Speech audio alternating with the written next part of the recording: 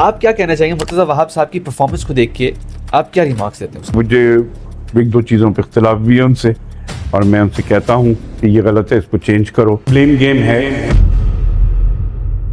Land grabbing mafia जो है उसके खिलाफ आप लोग किस तरह से कार्रवाई कर रहे हैं? करप्शन और गलत चीज़ें करने पे 3 आदमियों को मेजर पनिशमेंट दी है मैंने, यानी कि डिसमिस फ्रॉम सर्विस।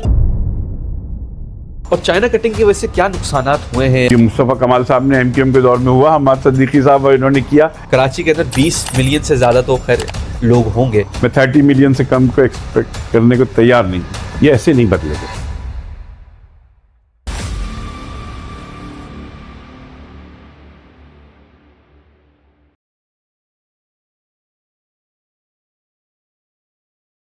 आज मैं मौजूद हूँ नजमी साहब के ऑफिस में।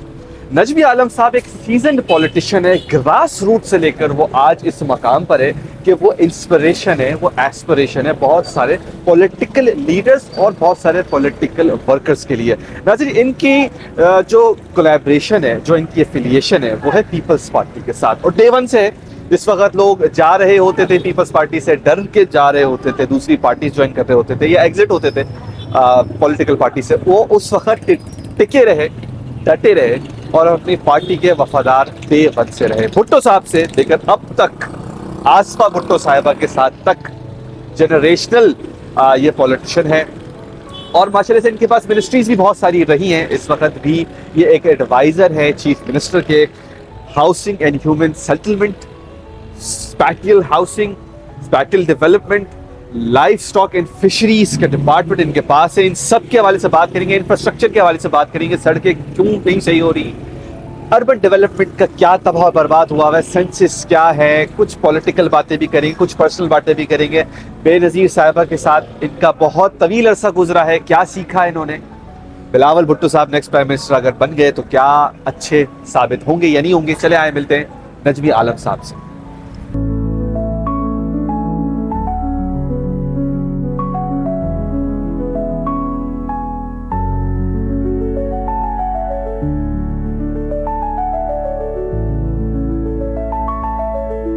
अस्सलामुअलैकुम नजमी आलम साहब, कैसे हैं आप? अल्हम्दुलिल्लाह खैरियत से हूँ, आप खैरियत से हैं? अल्हम्दुलिल्लाह ठीक ठाक। नजमी साहब, पाकिस्तान में मेरा आने का मकसद ये है, ये शो बनाने का मकसद ये है कि पाकिस्तान की पॉजिटिविटी को मैं बाहर निकालूं। अच्छा, जब मैं पाकिस्तान आया तो बहुत सारे पॉलिटिशियंस के साथ मैंने रब्ता किया, बहुत सारे इदारों में गया, और मखसूस अगर मैं आपको स्पेसिफिकली बताऊं तो मैं एमकेएम वालों के पास काफ़ी दफ़ा गया। अच्छा, जब मैं वहाँ गया तो फिर मुझे बैकलैशेस ये मिले कि जी सिंध गवर्नमेंट जो है वो हमारे फंड्स रोकती है, सिंध गवर्नमेंट की वजह से ही आप जो सड़कें देखनी ये तबाह हुई है, सिंध गवर्नमेंट की वजह से ये ख़राब हुआ है, वो ख़राब हुआ है, दिस दैट सब कुछ। ये तो एक बात हो गई। अच्छा, दूसरी तरफ मैं फिर इदारों में गया, मैं जेल गया सर। 7,300 लोगों का खाना सुबह शाम रात 2 दफ़ा की चाय पैसे समेत सिंध गवर्नमेंट देती है। मैं रिहैब सेंटर्स गया, जो बच्चे माजूर हैं उनको पिकअप एंड ड्रॉप सुबह शाम रात खाना विद अटेंडेंट का खाना सिंध गवर्नमेंट देती है सर। सिंध पुलिस की जो ताकत अभी बन रही है, जो नया फेज बन रहा है, सिंध गवर्नमेंट देती है सर। CPLC को बेनज़ीर साहबा ने किया। इस टाइप के बहुत सारे खिदमात पीपल्स पार्टी के नज़र आ रहे हैं, और मेयर कराची की अगर परफॉर्मेंस देखें तो वो तो साफ जाहिर है। तो सर कुछ मैं मिथ्स को भी बस्ट करना चाह रहा हूँ कि क्या ऐसा सच में है या ये ब्लेम गेम है, ये हो क्या रहा है, मुझे कुछ समझ नहीं आ रही, इसको ज़रा क्लियरिफाई करें। आपने खुद ही कह दिया ब्लेम गेम है। सिंध गवर्नमेंट इस वक्त कराची में, ख़ास करके कराची पे एमकेएम का है, पूरे सिंध में भी कर रही है। कराची में इस वक्त सिंध गवर्नमेंट के इतने बड़े मंसूबे चल रहे हैं। अब ये देखें, हब कनाल बन रही है, आवाम की ज़रूरत थी। 8 अरब रुपए एक ही साल के अंदर देना एक प्रोजेक्ट के लिए बहुत मुश्किल काम है। सिंध गवर्नमेंट ने अपने बजट में से निकाल के दिया है कि भाई पूरे इतने बड़े इलाके को पानी मुतासर है, इसको कर रही है। फिर सिंध गवर्नमेंट ने कराची में बसेस जो चलाई हैं, लोगों ने बड़ा उसको अप्रिशिएट किया है। और अभी भी आप डिस्ट्रिक्ट ADP देखें जिसमें वो कई अरब की है जो KMC को मिलती है इन्हीं कामों के लिए। इसके अलावा वाटर बोर्ड का बिजली का बिल सिंध गवर्नमेंट देती है, जो कि 1 अरब से ज़्यादा हर महीने का है।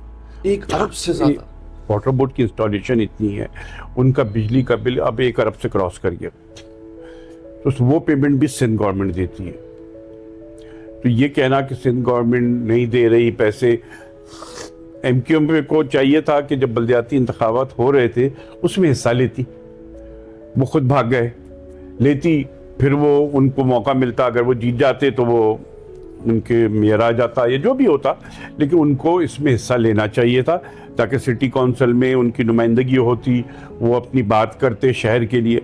अब उन्होंने खुद तो ग्राउंड में उतरे नहीं, अब बाहर से बैठ के कि फना प्लेयर अच्छा नहीं खेल रहा, इससे कुछ नहीं होता। हमने हेल्थ के मामले में सिंध गवर्नमेंट ने बहुत, कोई पाकिस्तान का इदारा उनका मुकाबला नहीं कर सकता। अब गम्बट इंस्टीट्यूट देखें जहाँ पे कार्डियो में पिछले साल मुझे बताया गया कि 16,000 उन्होंने एंजियोप्लास्टी की है फ्री ऑफ कॉस्ट। तो ये कोई मजाक नहीं, 16,000 सिर्फ कार्डियो। यहाँ शक्कर कार्डियो अलग है। अच्छा, सिर्फ कराची का? कराची के अंदर उन्होंने 16,000 एंजियोप्लास्टी की है जो कि फ्री ऑफ कॉस्ट हुई है, एक पैसा किसी ने नहीं दिया। तो इनको क्या नजर, ठीक है रोडें टूटी हुई हैं, लेकिन उसमें भी कुछ काम किसके हैं, कुछ काम किसी के हैं। बड़ी मेन रोडें केएमसी की जिम्मेदारी है, अगर वो टूटी हुई हैं तो या खराब है तो केएमसी जिम्मेदार है उसकी, उसमें मैं नहीं कहूँगा। हाँ, अंदर की गलियां, ये टाउन से जो भी टाउन है, चाहे वो पीपल्स पार्टी का टाउन है, जमात इस्लामी का, ये पीटीआई का, ये टाउन चेयरमैन का काम है कि अपने देखें। ये कहते हैं कि जी माली तौर पे मजबूत नहीं किया, देखें हमने प्रॉपर्टी टैक्स टाउन को दे दिया। अच्छा, इत्तेफाकन अगर देखा जाए तो जो पीपल्स पार्टी के पास टाउन है वहाँ प्रॉपर्टी टैक्स बहुत कम है। अच्छा, जो जमात इस्लामी के पास या पीटीआई के पास है वहाँ बहुत ज़्यादा है, जैसे सेंट्रल में ज़्यादा है, ईस्ट में ज़्यादा है, सदर टाउन में ज़्यादा है, ये पीटीआई के पास है। तो अच्छे टाउन जो फाइनेंशियली मजबूत टाउन है वो तो हमारे अपोनेंट के पास है। और जिन हिस्सों को एमक्यूएम क्लेम करती है वहाँ पे वो ज़्यादातर टाउन, तो जो केएमसी की जिम्मेदारी है केएमसी करेगी, जो टाउन की जिम्मेदारी है वो टाउन करेगा। ठीक। तो हमें एक दूसरे की जिम्मेदारियां भी समझनी होंगी। बिल्कुल, आवाम को ये समझने की बहुत ज़रूरत है। अभी ये जो शहीद जुल्फ़िकार अली भुट्टो बन रहा है फ्लाईओवर, अब ये कराची शहर के लिए बहुत बड़ा गेम चेंजर है। यहाँ से इंटीरियर से जाना आने में आपको बड़ी आसानी होगी, आप डीएचए तक चले जाएंगे इससे। अच्छा, डीएचए तक बनेगा और इसका सेकंड फेज बनेगा यहाँ से पोर्ट, कि पोर्ट से गाड़ी निकले वहाँ से आए, इसी पे चल के नेशनल हाईवे और सुपर हाईवे से ये कनेक्टेड होगा, तो वहाँ चली जाए। तो सिंध गवर्नमेंट या पीपल्स पार्टी काम कर रही है, केएमसी अपना काम कर रही है, ऐसा नहीं है कि नहीं वो ठीक है। कराची के हालात आप काफ़ी ख़राब हैं, उनके आप उनको किसी बिल्डिंग को बनाने में टाइम लगता है, तोड़ने में टाइम नहीं लगता। सही बात। तो हमारा सिस्टम इतना ख़राब हो गया था, 2 टेन्यर एमक्यूएम ने गुजारे एज ए मेयर, उनको भी डिस्ट्रिक्ट एडीपी मिलती थी, उन्होंने क्या किया। तो है सबसे ज़्यादा इम्प्रूवमेंट की ज़रूरत है वाटर बोर्ड। ठीक है, अभी भी वाटर बोर्ड बिल्कुल ज़रूरत है, मैं उसको नहीं छुपाऊंगा, वाटर बोर्ड को इम्प्रूव करने की बहुत ज़रूरत है। हाँ, ठीक। अच्छा सर, आप माशाल्लाह से एडवाइजर भी हैं काफ़ी डिपार्टमेंट्स के। अगर हम डिपार्टमेंट की बात करें तो हाउसिंग एंड ह्यूमन सेटलमेंट का जो डिपार्टमेंट है उसमें बहुत सारे ऐसे भी वाकयात होते हैं कि लैंड ग्रैबिंग माफिया जो है उसके खिलाफ आप लोग किस तरह से कार्रवाई कर रहे हैं? देखिए, हमारे पास जब कोई, हमारी कट ऑफ डेट है 2011। ठीक है, उससे पहले की आबादी हम लीज कर सकते हैं, ये कट ऑफ डेट है, उसको हम क्रॉस नहीं कर सकते। अच्छा, हमारे पास ज़मीन नहीं होती है, हम तो किसी ना किसी इदारे से ज़मीन लेते हैं। जैसे कच्ची आबादी बीओआर की ज़मीन पर बनी है तो हम बीओआर की एनओसी लेंगे। ठीक है, अगर वो एनओसी नहीं देंगे तो हम लीज नहीं कर सकते। रेलवे की आबादी है तो हम रेलवे से रिक्वेस्ट करते हैं कि भाई ये कच्ची आबादी है, रेलवे ज़रूरी समझती है तो दे देती है, अगर वो मना कर दे तो भी फिर हम नहीं कर सकते।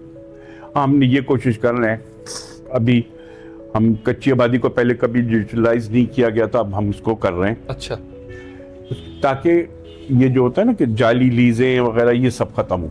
ठीक है, तो वो सिस्टम हमारा इंशाल्लाह चंद माह में ऑन हो जाएगा।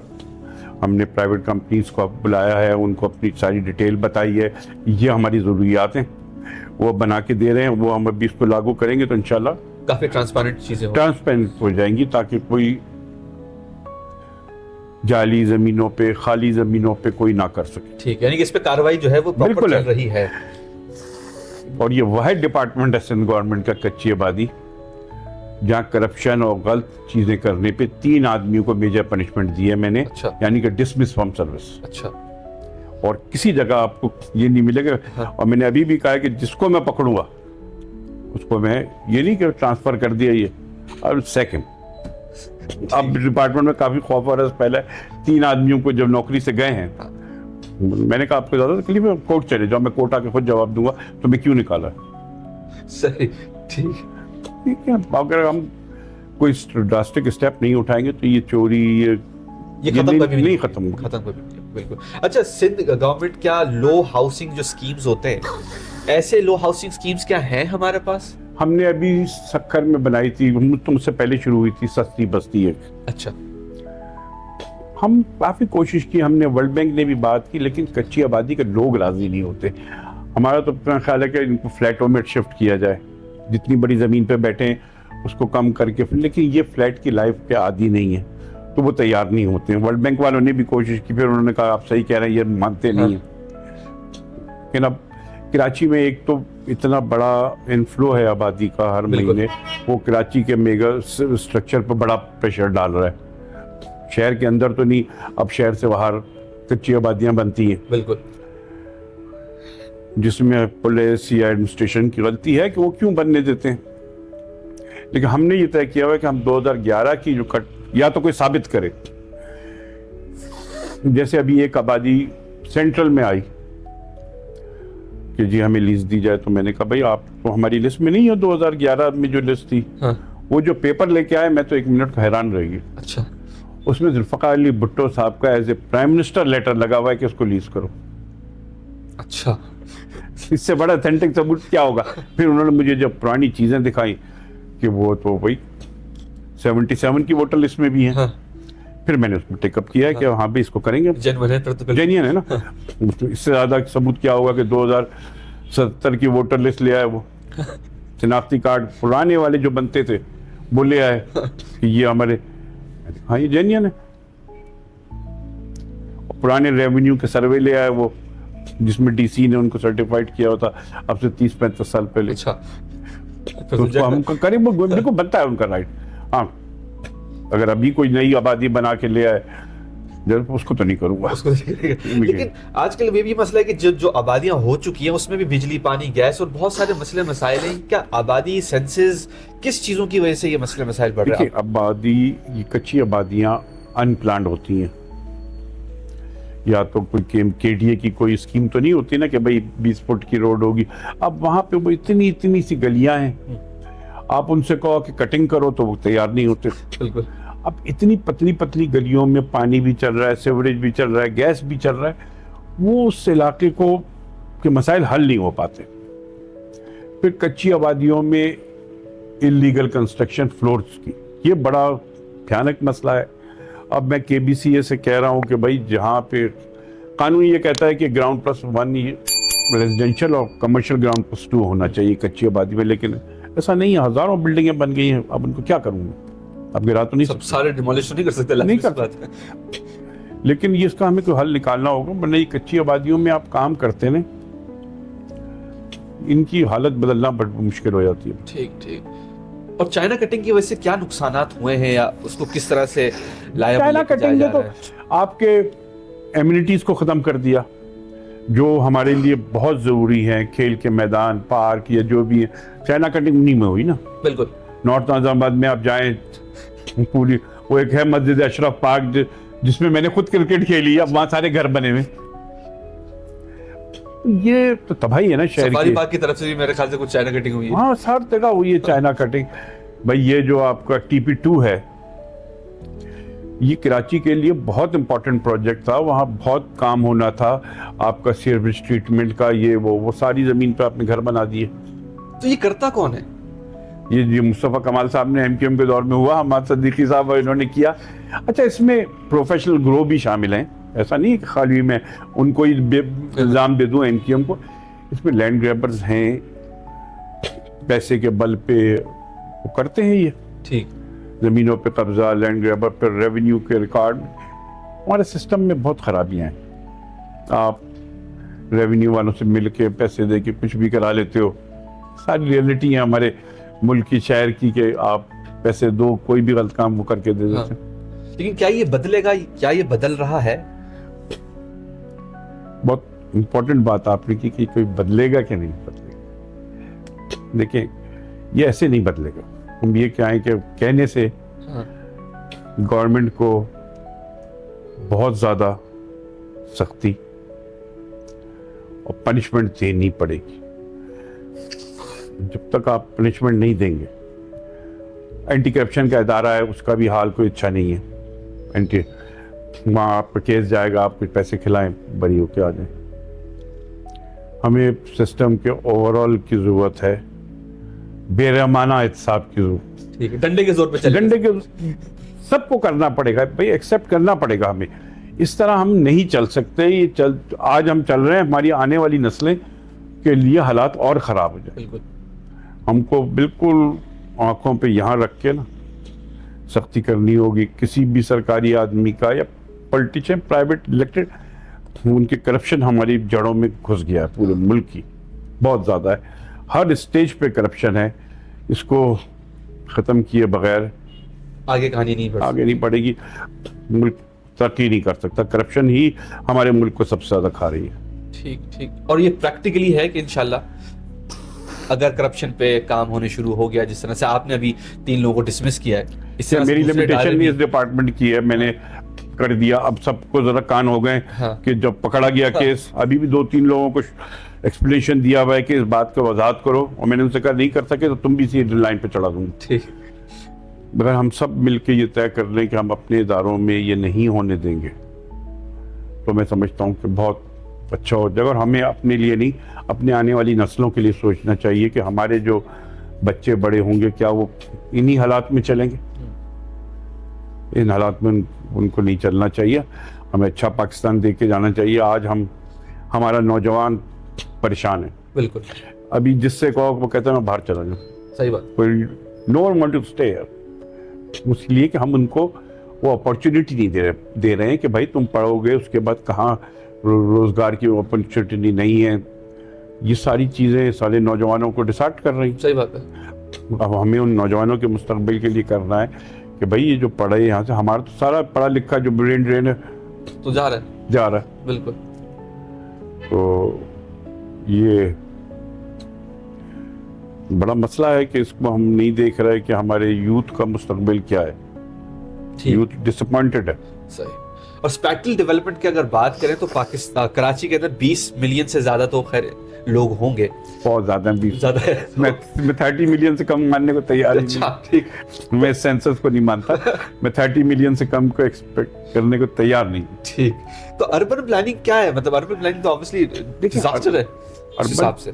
अब आप क्या, अगर जो मास्टर प्लान जिधर का बना था, हाँ, जैसे नाज़ाबाद था, एक मैंने नाज़ाबाद में बचपन गुजारा है, बेहतरीन था नाज़ाबाद। हमारे घर के पीछे एक गंदी गली होती थी, उसमें सीवरेज और पानी चलता था, ग्राउंड+1 घर थे। अब उसकी जगह आपने पोषण बना के तबाही कर दी नाज़ाबाद की, तो आपने मास्टर प्लान तो तबाह कर दिया। नॉर्थ नाज़ाबाद से अच्छी प्लानिंग किसी की नहीं थी। आज नॉर्थ नाज़ाबाद का हाल देखें। हम मास्टर प्लान से हट गए, जहाँ देखो पोषण ग्राउंड+4 बना के छोटे छोटे घरों बना। ये मास्टर प्लान को जो डिस्टर्ब हुआ, किसी ने उस वक्त पॉलिटिकल बुनियाद पे, कभी किसी बुनियाद पे ये होता रहा, आज तबाह है वो इलाके। जिस इलाके में अब नाज़ाबाद ही की मिसाल बताऊं, 2 नंबर 1 नंबर 3 नंबर तबाह है। 4 नंबर के लोग खड़े हो गए, उन्होंने कहा हम नहीं करने देंगे अपने इलाके को। तो अब 4 नंबर बहुत बेहतर है। बिल्कुल। वहां पर पोषण नहीं बनाने दिए उन्होंने। वहाँ के रेजिडेंट्स, गाड़ी चला सकती है, चल सकती है, सब चीजें हो सकती है। वहाँ के रेजिडेंट्स ने रजिस्ट किया। उनके जो ब्लॉक 4 उधर नाज़ाबाद 4 नंबर के लोगों ने तो 4 नंबर फिर भी महफूज रहा है। बाकी जगह तबाही हो गई हमने मास्टर प्लान से हट के। तो इसका कोई हल है? अब क्या हल है? अब क्या वो सारे घर गिरा देंगे? इंक्रोचमेंट नहीं, वो तो, लेकिन अब मैंने से नाज़ाबाद में कहा, मैं जिस घर में रहता था वो ग्राउंड का घर था, हम लोग किराए पे रहते थे। अब मैं गया उधर 4 मंजिल बिल्डिंग बनी हुई है, 8 पोर्शन बने हुए। तो अब बताए ना, उधर मैं देख के क्या कहूँ। मैं यूँ खड़ा हुआ उसको देख रहा था कि इस घर में मैं रहता था, ग्राउंड का घर था, और उधर अब कॉर्नर का प्लॉट था, तो उसमें जरा बड़ा ज्यादा जगह मिल जाती है। वहाँ पे 8 फ्लैट बने हुए। ये तो सारी तबाही होगी ना। आपका जो डेवलपमेंट सिस्टम में सीवरेज है, पानी है, उस इलाके का उस हिसाब से अपग्रेड नहीं हुआ है। आपके वहाँ आपने बढ़ा के आबादी तो बढ़ा दी, लेकिन सिस्टम जो आपके पड़े हुए हैं वो वो अपग्रेड तो नहीं हुआ। सही बात। अब मैं बखुदा जिस जाने में रहता था, मैंने कभी सीवरेज बहता ही नहीं देखा नाजों। अब जाता हूँ तो नजर आता है, हर वक्त जाता है वो। घर थे सिंगल सिंगल। जिसका हल टेक्निकली तो फिर नहीं है, क्योंकि आबादी बढ़ती जाएगी, लाजमी सी बात है। आबादी तो बढ़ती जाएगी। अब आपको शहर को, ठीक है, आपने ऊंचाई की तरफ जाना है, हाई राइज बनाकर आप उसको, तो हमारे पास कोई मास्टर प्लान नहीं है। आप इधर पानी की लाइन डालने के लिए खोदेंगे, नीचे से केसी का केबल निकल रहा है, टेलीफोन का निकल रहा है, गैस की लाइन निकल रही है, वो टूट रही है। अभी मैं ब्लॉक 5 क्लिफ्टन में पानी का काम करा रहा हूँ। वहाँ पे जो पानी की लाइन थी वो केडीए के दौर की कुछ 40-45 साल पुरानी थी, वो रस्ट होकर ख़त्म हो गई थी। अब जब खोदा तो पता चला पहले टेलीफोन का केबल आ गया। भाई कोई सिस्टम नहीं है कि डक में चल रहे हो। ये जब भी आप जमीन खोदेंगे कोई ना कोई आप चीज को तोड़ेंगे। जब भी आप कभी जमीन उसको रिपेयर करने के लिए वो दोबारा आएगा, फिर खोदेंगे। वो आएंगे, वो टेलीफोन वाले आए, हमारा केबल काट दिया। वो जब आपके किसी चीज का कोई पता ही नहीं है किसको कि क्या चीज कहां से जा रही है, तो बहुत खराब सूरत हाल है। अच्छा, इसमें एक और भी सवाल उठता है कि जिस तरह से ऑब्वियसली सिंध गवर्नमेंट टैक्सेस तो कलेक्ट कर ही रही होगी इंफ्रास्ट्रक्चर और हाउसिंग और प्रॉपर्टी से, तो ये पैसे फिर कहाँ जा रहा है? ये पैसे तो अब प्रॉपर्टी टैक्स तो अब टाउनों के पास जा रहा है। ठीक है, प्रॉपर्टी टैक्स टाउन्स के हवाले कर दिया गया। ठीक है। अब उनको, अच्छा, उसके अलावा जो प्रॉपर्टी चेंज होती है, जैसे आपसे मैंने अपना घर खरीदा आपसे, तो जो मैं टैक्स दूंगा उसका 1% टाउन को जाएगा। वो भी एक बड़ा अमाउंट है, बड़ा 1% ऑफ द होल। अगर फर्ज करें आपने कोई 50 करोड़ की प्रॉपर्टी हुई तो उसका 1% उनको जाएगा, टाउन को मिलेगा। भी टाउन की बड़ी इनकम है, यानी टाउन की इनकम तो है। प्रॉपर्टी टैक्स करके तो कर दिया है। उनके अलावा टाउन्स को हर महीने जो उनका सैलरी है उससे ज्यादा ही हर वो ओजीटी में सिंध गवर्नमेंट देती है। अच्छा, ठीक। ओजीटी उससे ज्यादा देती है सिंध गवर्नमेंट, तो वो है उनके पास। फिर उनके अपने रिसोर्सेज हैं, एडवर्टाइजमेंट है आपका, ये यानी कि बिलबोर्ड, स्टीमर्स, ये सब कुछ उन्हीं के पास जाता है। टाउन के पास है कुछ, ये बड़ी रोडों पे केएमसी के पास हैं, प्लस इसके के वहाँ पे उनके पास ट्रेड लाइसेंस है। फिर ये लैंड है तो वो जनरेटर वगैरह ये जो बाहर रखते हैं इनसे वो पैसे, हाँ बोली, वो उनको चार्ज करती है टाउन। ठीक ठीक। होटल वालों से जो बाहर लगाते हैं उनसे लेती है, तो टाउन की भी अच्छी आमदनी है। उसको सही से करें, उसको सही से खर्च करें तो काफी काम बन सकता है। अच्छा, हमारे पास कोई स्मार्ट सिटी सिस्टम टाइप का कुछ क्यों नहीं बन सकता? ये चीज तो जब शहर आबाद हो रहा था, शुरू में जब छोटा था तो कोई बना लेते। मैंने कहा ना कि नई स्कीमें केडीए ने बनाई, केडीए स्कीम नंबर 1 बनी, ये क्लिफ्टन 5वीं स्कीम थी उनकी कहकशां के नाम से। आपने वो स्कीम बना दी, बहुत अच्छी स्कीमें बनाई केडीए ने, नो डाउट। लेकिन उन स्कीमों की जो मास्टर प्लान था उसको जब आपने डिस्टर्ब किया ना तो सब चीज खराब हो। जब ये कच्ची आबादियां बन रही थी किसी ने नहीं देखा, रोका। अब ये नॉर्थ नाजाबाद के पहाड़ हैं, ये हमारा अर्बन जंगल था, अब उस पर घर ही घर हैं। जब बन रहे थे तो रोकना चाहिए था, किसी ने नहीं ख्याल किया ना। ये इंतजामिया या उस वक्त पता नहीं लोकल गवर्नमेंट थी नहीं थी, लेकिन बेसिकली इंतजामिया का काम था, डीसी का, क्योंकि भाई ये यहाँ पर रेवेन्यू, डीसी रेवेन्यू का कस्टोडियन होता है अपने डिस्ट्रिक्ट में। मेरे डिस्ट्रिक्ट में ये कैसे नाजायज बन रही है, किसी ने नहीं देखा। अब वो अब थोड़ी रोक सकता, थोड़ी अब कुछ क्या करें, बन गई। अब तो सिर्फ बर्बादी को सह सकते हैं और कुछ भी नहीं कर सकते। हाँ। अच्छा, लाइफ स्टॉक के बारे में अगर बात करें तो कराची की मार्केट बहुत बड़ी है, लेकिन हम बहुत पीछे क्यों हैं फिशरीज और फिश मार्केट की बात करें? देखिए, हम, अब मेरे पास ये डिपार्टमेंट तो नहीं है लेकिन मैंने थोड़े से काम किया तो है।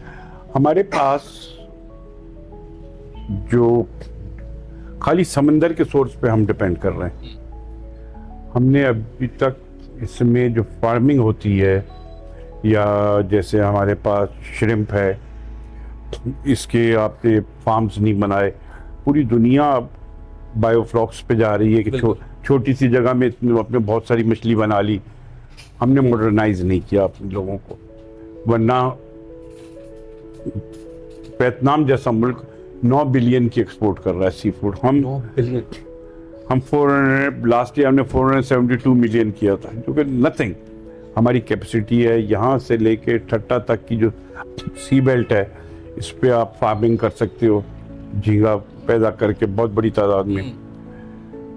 प्लस आपको जो अपना समंदर है, इसको हमने इतना पोल्यूटेड कर दिया है कि अब ये पूरी भैंस कॉलोनी का गोबर समंदर में जाता है। टनों गोबर रोज जा रहा है, तो उधर का पानी या ये उस इलाके में मछली खत्म हो गई। हमें पोल्यूशन को रोकना होगा। अगर पोल्यूशन नहीं रोकेंगे तो हमारी समस्या, अब हमारे यहाँ 12 नॉटिकल माइल तक सिंध की हदूद है। हाँ। 4-5 नॉटिकल माइल में तो खत्म हो गया सी लाइफ, और गिरती जा रही है। और अब मैं बता दूं, अभी मैंने अपने दौर में एक पाबंदी लगाई थी एक बॉटम ट्रॉलिंग पे। अच्छा। बॉटम ट्रॉलिंग इतनी खतरनाक चीज है कि वो समंदर की तह से ना इतना सा झींगा भी नहीं छोड़ती, इतनी सी मछली भी नहीं छोड़ती। अच्छा। तुम साफ कर झाड़ू दे। हाँ। जैसे आपने मिट्टी पड़ी, वैक्यूम क्लीनर चला दिया, सारी मिट्टी गायब होगी। बॉटम ट्रॉलिंग का ये था, मैंने फिर उस पर पाबंदी लगाई। वो होता कैसे बॉटम ट्रॉलिंग? सर, जाल होता है लंबा सा। हाँ। उसमें बहुत बड़ा वेट बांधते हैं। अच्छा। ताकि वो बिल्कुल तय में चला जाए। उसके बाद बोट को जब ट्रॉलिंग करते हैं तो वो जाल बिल्कुल लंबा सा जाल होता है, आगे से बहुत बड़ा, पीछे छोटा होता जाता है। वो जब खिंचता हुआ जाता है जमीन से, तो सारी चीजों को ले जाता है। ठीक। वो बहुत बारीक होता है। उसमें से कह रहा हूँ ना, इतना सा बड़ा झींगा हाँ। भी वो ले जाते हैं। छोटी छोटी मछली खत्म कर देते हैं। फिर उसीलिए मैंने बॉटम ट्रॉलिंग पे पाबंदी लगाई कि जी बॉटम ट्रॉलिंग नहीं होगी। और अभी भी हमें बहुत मेहनत की ज़रूरत है अपनी सी लाइफ को रिकवर करने के लिए। और ये 30-40 साल का काम होगा अगर अब हम इस पे काम करें। एक्शन अगर आज से ले लिया तो 30 साल बाद रिजल्ट मिलेगा। 30 साल बाद आपका जो आप लॉस कर चुके हो ना सी लाइफ, वो रिकवर करना। ठीक ठीक। नाम सर, कुछ पर्सनल बातें जी। ये तो माशाल्लाह से आपके डिपार्टमेंट की सारी चीज़ें हो गई। आपकी लाइफ माशाल्लाह से ग्रास रूट से लेकर यहाँ तक का आपका सफ़र है। वैसे पर्सनली सर कितने साल हो गए आपको पॉलिटिक्स के अंदर? जब हम कॉलेज में गए हाँ। 75 में, तो हमने जाते ही NSF ज्वाइन की। उस जमाने में NSF होती थी लेफ्ट के हवाले से स्टूडेंट पॉलिटिक्स में। NSF में काम करते रहे, कॉलेज की सियासत तक कुछ और बड़े पे। फिर जब माशाल्लाह लगा, वो NSF की जो ट्रेनिंग थी उसने कहा कि नहीं, माशाल्लाह एक्सेप्टेबल नहीं है। हम उसके खिलाफ बोलना शुरू हो गए फौजियों को। फिर पीपल्स पार्टी की तरफ हो गए उसमें। फिर 77-78 से जो पीपल्स पार्टी में ज्वाइन की, तो पीपल्स पार्टी क्यों ज्वाइन की? लेकिन देखिए, उस वक्त जो हमारी सोच थी, मुल्क में जमहूरियत होनी चाहिए, किसी डिक्टेटर को बर्दाश्त करने के तैयार नहीं, आवाम की हुक्मरानी होनी चाहिए। तो उसी सोच ने उस वक्त पीपल्स पार्टी जो जद्दोजहद कर रही थी और आज तक कर रही है, उस सोच की वजह से हम पीपल्स पार्टी में गए। यानी कि वो तहरीक, वो सोच थी। वो हम पीपल्स पार्टी में उस वक्त गए जब लोग पीपल्स पार्टी से भाग रहे थे। हाँ। जियाउल का माशाल्लाह कि हमने कहा हम करेंगे की, और उसकी पैदाइश में तकरीबन 4 साल जेल भी काटी जियाउल के दौर में। हाँ। लेकिन वो तैयार कर लिया कि करेंगे। जेल आने के बाद आपने ये नहीं सोचा कि बस अपना काम कर लेता हूँ, ये छोड़ देता हूँ, 4 और पक्के हो गए और पक्के हो गए जेल से आने के बाद। हाँ। और पक्के हुए। ठीक। और बीबी साहिबा आपके सामने ऑब्वियसली आपकी काफी मुलाकातें रही, बहुत रहा, काफी करीब रहे माशाल्लाह। बिल्कुल बिल्कुल। तो आपने क्या उनसे सीखा जो आप आवाम को कहना चाहेंगे, यूथ को कहना चाहेंगे? बीबी से जो हमने सीखा, बीबी का कि बीबी ने जब सियासत शुरू की तो उनकी एज थी 22-23 साल। बीबी में जो हमने सबसे ज्यादा अच्छी बात देखी कि कमिटमेंट, अपने काम से कमिटेड थी। अच्छा। और उसमें कोई गुंजाइश देने के लिए तैयार नहीं थी। तो आपको कुछ भी काम करना है, अगर आपका कमिटमेंट सही है तो आप उस काम को कर लो। बीबी ने सख्त से सख्त हालात में भी सरेंडर नहीं किया, उन्होंने मुकाबला किया। वो अक्सर कहते के लिए हम हुकूमत के लिए नहीं लड़ रहे,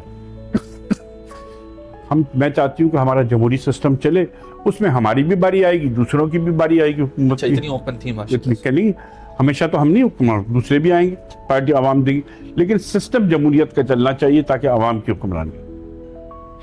ठीक। वो हमने उनसे सीखा कि आप जिस काम को भी कर रहे हो उसके लिए अपना कमिटमेंट आपका हो और आपका यकीन हो कि आप इस काम को सही कर रहे हो, ईमानदारी से। ईमानदारी से करने का कमिटमेंट उन्होंने दिया। और जरदारी साहब से आपने क्या क्या सीखा? सरदारी साहब से भी एक बहुत चीज़ देखी, मुस्तकिल मिजाजी। अच्छा।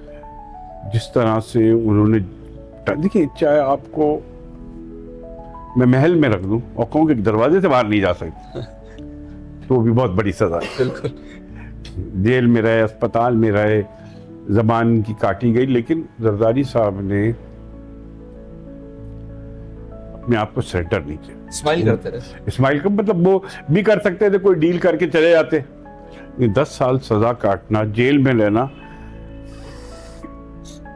कोई मजाक बात नहीं है, कहना बहुत आसान है, लेकिन उन्होंने वाकई जिस किया। और उनके अंदर एक बात पॉलिटिकली हमने ये देखी कि वो इस बात के कायल हैं कि सियासत में गुफ्त शनीद और मिलजुल के चलो, सिर्फ लड़ाई या उससे नहीं होगी सियासत।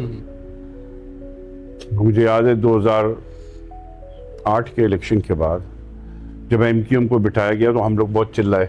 अच्छा। कि नहीं, इसको नहीं चाहिए, हाँ। एमक्यूएम के साथ ना बैठे। तो उन्होंने एक बात समझाई, कहने के देखो बलूचिस्तान जल रहा है, KPK जल रहा है, कराची में भी आग लगेगी तो पाकिस्तान कैसे चलेगा, इसलिए इनको अपने साथ बिठा रहा हूँ कि भाई यहाँ सुकून हो, वरना तो ये मुल्क नहीं चल सकता। कोलैबोरेशन करके चलने वाले। हाँ, उनका मुझे पता है तुम लोगों ने बड़ी तकलीफें उठाई हैं एमक्यूएम से, मैं समझता हूँ तुम लोग के जज्बात, लेकिन मजबूरी है कि अगर हमने नहीं किया, यहाँ पे भी हंगामे करेंगे ये, तो पाकिस्तान डैमेज हो सकता है। डैमेज होगा, पाकिस्तान नहीं चल, बहुत नुकसान हो जाएगा। ठीक ठीक। अच्छा, मैं अक्सर ये कहता हूँ कि लव इट और hate it, Bilawal Bhutto is the next prime minister. तो इंशाल्लाह। आपके नजरिए में बिलावल भुट्टो साहब अगर सच में प्राइम मिनिस्टर बन जाते तो पाकिस्तान किस तरफ रुक सकता है, किस तरफ जा सकता है? देखिए, हमें फ्यूचर की तरफ देखना है। Being a young man, Bilawal साहब के साथ हमने पिछले 5 साल में, मैं 5-6 साल का कहूँगा, बल्कि 7-8 साल से जब बिलावल साहब ने एक्टिव हुए तो शुरू में मैं देखता था कि बहुत से बातें सुनते थे। अच्छा। अभी उनको तजुर्बा नहीं था इतना। Now is very well mature, very well mature. हर बात पे, बल्कि कभी कभी हमें कहते हैं वो तुमने आर्टिकल पढ़ा, वो फला जगह का ये आया था पढ़ा, तो वो बड़े वेल अवेयर रह रहे हैं और चीज़ों पे अब उनकी ग्रिप बड़ी क्लियर होती जा रही है। कहते बीबी की तरह अब एकदम तो आदमी एक दिन में नहीं बन जाता, ऐसी बात है, बिल्कुल। लेकिन उनकी जो सोच है, जो उनका मिजाज है, और वो बात कर रहे हैं मुस्तकिल के भाई यूथ की, कि भाई यूथ को कैसे, वो भी इस बात को मानते हैं कि हमारी यूथ बहुत डिसहार्टेड है, अगर हम उनके लिए नहीं कर सके तो ये मुल्क आगे कैसे, अब चलाना यूथ नहीं है, बिल्कुल। हम लोग 65% यूथ है। हाँ नहीं, लेकिन अब हम 60+ के लोग तो नहीं है। फ्यूचर तो वो हैं आपकी जैसे उम्र के होंगे, आप लोग फ्यूचर हैं, मैं 60+ का आदमी फ्यूचर नहीं है।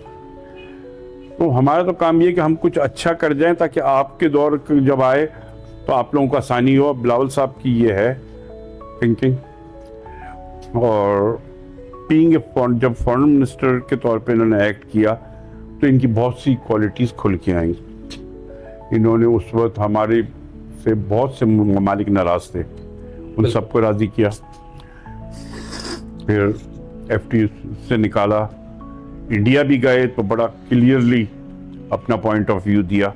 किसी ने कहा कि ना जाए इंडिया, तो उन्होंने नहीं, जाऊंगा जरूर, मैं वहाँ जाके अपनी बात करूंगा। उन्होंने कश्मीर पर बड़ा दिया जो इंडिया को बहुत सख्त लगा, दूसरी चीज़ों पे भी। तो बिलावल साहब का फोकस है अच्छी चीज़ों पे, विजनरी भी बढ़ते जा रहे हैं, और इंशाल्लाह मुझे पूरी उम्मीद है कि अगर प्राइम मिनिस्टर बनेंगे तो हमारी एक नई सोच पैदा होगी, पुरानी सोचों को छोड़ के।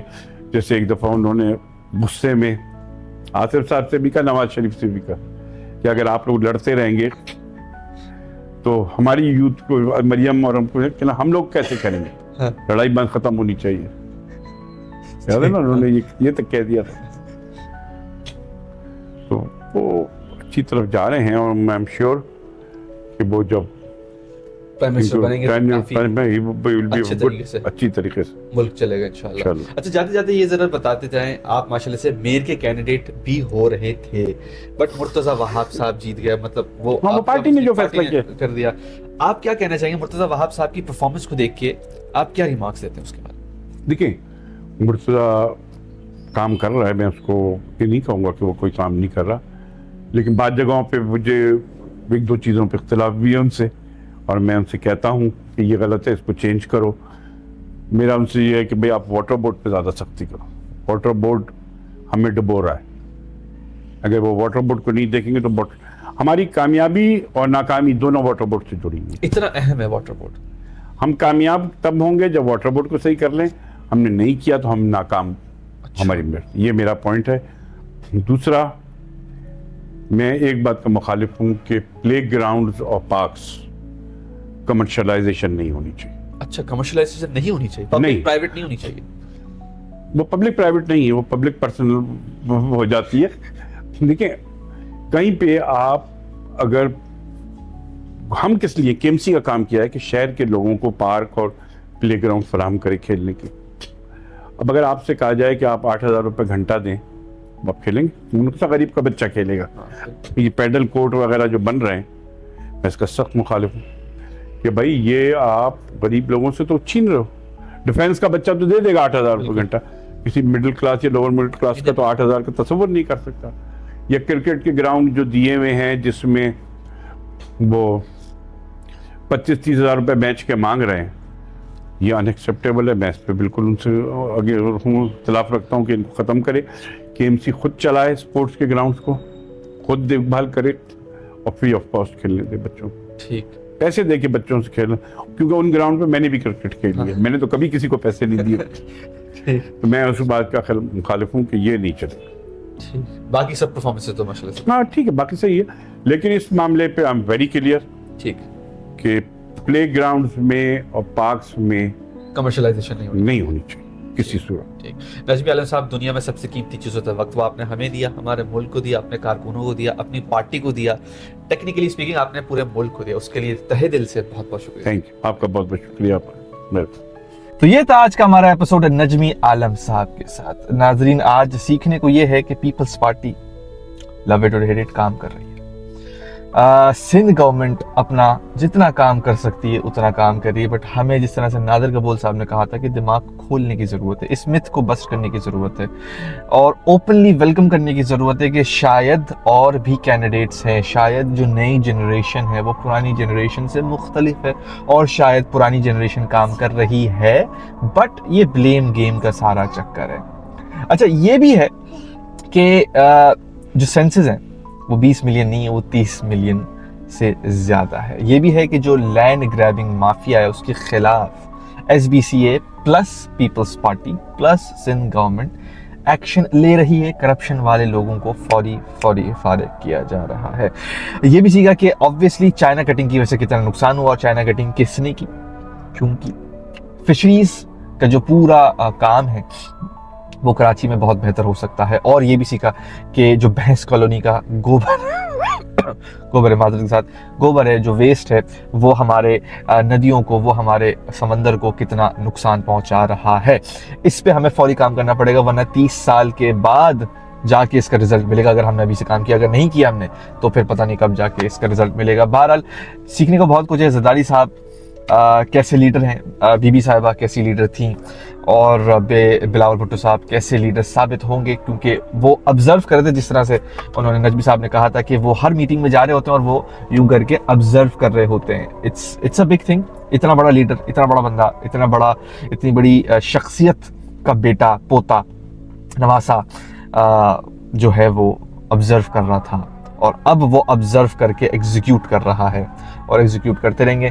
आपने क्या सीखा, आपने मुझे कमेंट सेक्शन के अंदर बताना है। इसी के साथ मिलते हैं अगले YouTube और TikTok की वीडियो में, Facebook और Instagram की पोस्ट में, ट्विटर यानी X की ट्वीट्स, Pinterest की पिन्स, LinkedIn की एक्टिविटीज और WhatsApp की अपडेट्स में। इसी के साथ सब्सक्राइब लाजमी करके हसन अंसारी, signing off.